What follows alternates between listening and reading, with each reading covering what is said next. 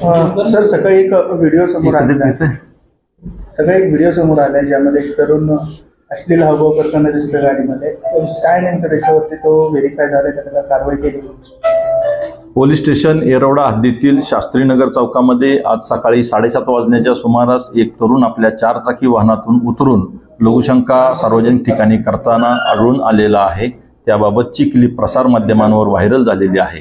त्या अनुषंगानं सार्वजनिक ठिकाणी अश्लाघ्य आणि अश्लील वर्तन करण्याबाबत त्याचप्रमाणे रहदारीस अडथळा निर्माण करण्याबाबतचा गुन्हा दाखल करण्याची प्रक्रिया येरवडा पोलीस स्टेशन या ठिकाणी सुरू केलेली आहे आणि संबंधिताचा शोध घेण्याकरता शोध पथके रवाना केलेली आहेत. लवकरच त्या तरुणाला ताब्यात घेऊन पुढील कायदेशीर कारवाई करण्यात येईल.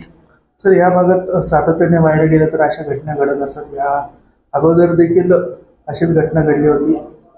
या अगोदर यापूर्वी अशी घटना घडल्याची मला तरी माझ्या कारकिर्दीमध्ये आठवत नाहीये. कदाचित घडल्या असतील तर त्या वेळा त्यावर संबंधित प्रचलित कायद्यान्वये कारवाई करण्यात आलेली आहे.